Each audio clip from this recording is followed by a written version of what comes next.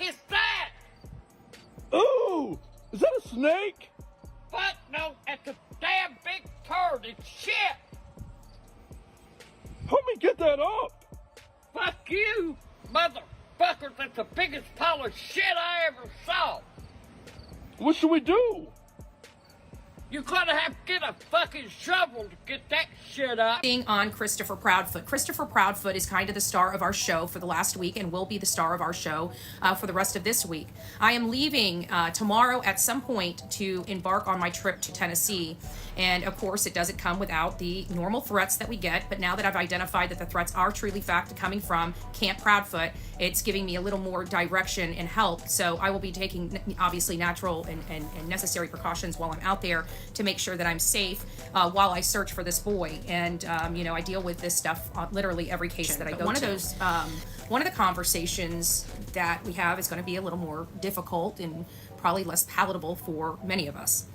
And it's, if we do believe Chris is the brawn, he's the cleanup, so to speak. If that's what your theory is leading you to believe, then we need to figure out what he could have done.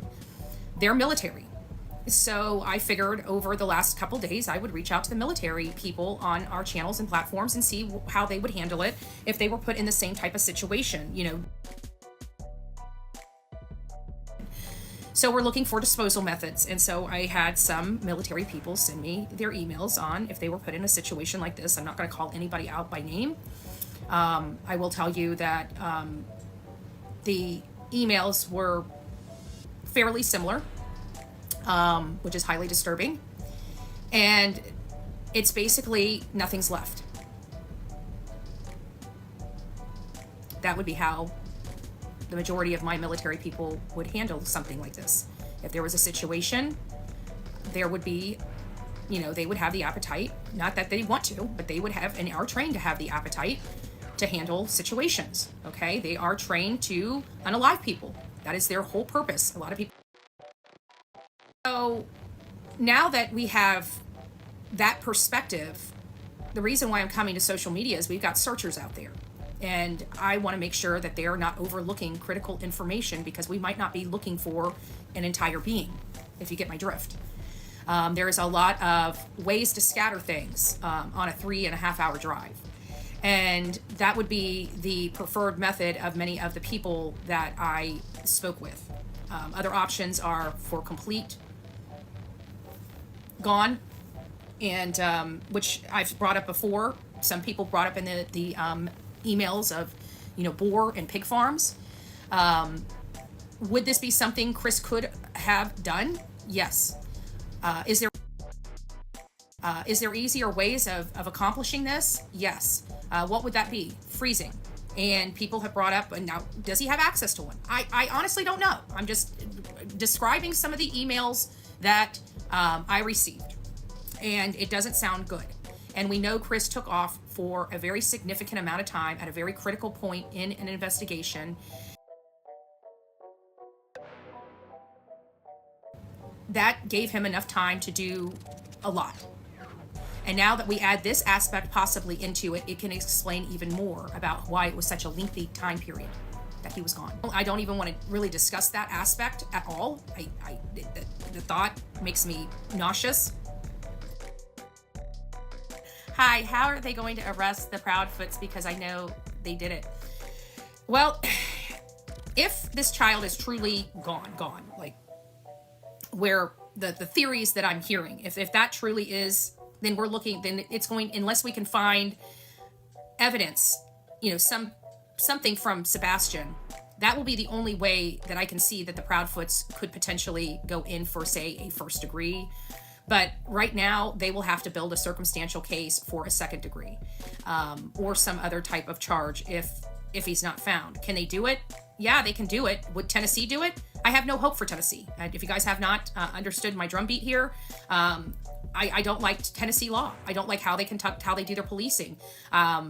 Do I think it's a great state and people are nice? Yes. Do I think that at sometimes they're overly nice? Yes. Do I think that the Tennessee law enforcement, they love their community and they believe their people? Yes. Should they be challenging that and not believing everything that comes out of their mouth? Yes. Do they? No. So I have a lot of problems with Tennessee. I have a lot of problems, you know, that they should be putting stuff in place to help their law enforcement do their job better. It shouldn't be about whether or not they bring the child home. It should be whether the evidence leads them to believe that these parents did something to this child, and I have to believe that they did. Katie should be behind bars right now. She had a child in her custody, he disappeared, and there's no proof this child walked out of the house. Clearly she's lying to law enforcement. Clearly she has lied to the FBI. Charges? I really don't think that it has anything to do with CPS. I think this is just a very simple thing. Something happened inside that house. You know, Sebastian was most likely overstimulated that day, and it sounds like he had a meltdown. It sounds like he may have struck his mother. His mother may not have been with it, and she may have lost her stuff. Why are you the way that you are? Honestly. And when everything was over and done with, it was too late. That's what I truly believe happened. And I believe that when she realized it, she immediately called Chris. And that's why that weird phone call came in at 9:43. And I think Chris probably was like, oh crap, oh crap, oh crap. I don't know who he called on three-way. I don't know if he has a second phone, like a work phone, but there is that possibility. I believe the reason why there was such a call for that long is Chris left his phone at the house or in the camper. And I think Chris got into his vehicle and went to his mother's and grabbed his mom's car and went over to his house. Aston Rogers disappeared, vaporized, and may very well have literally at the hands of Chris Proudfoot vaporized. I don't know.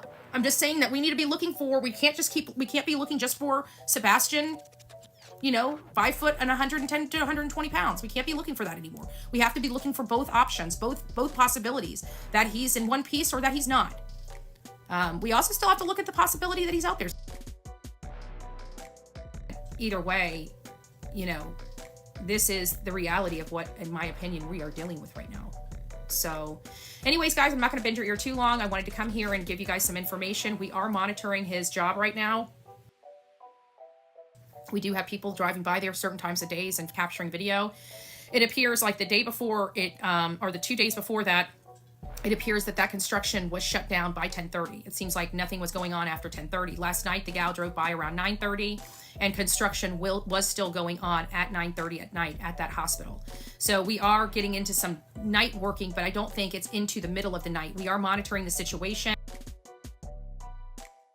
Anyway, we are honing in on that aspect of it. But for those that are out there, please be cognizant of bones. When you're searching, look at the ground. Are you noticing any type of bones? I would think that, you know, there might be some bone fragments on the side of the road as opposed to in the woods, but we don't know. We definitely don't know. So we want to keep our eyes and ears open for any possibility. This is just a possibility. It's a gruesome possibility, but it's a possibility we have got to entertain because enough military personnel have reached out to me again with the same ideas. And these are military trained people. And I have to think if the military people are thinking this way, Chris and Katie have to be thinking this way. It's a damn big turd. It's shit. Help me get that up. Fuck you, motherfucker. That's the biggest pile of shit I ever saw. What should we do? Throw your hands up if you with it.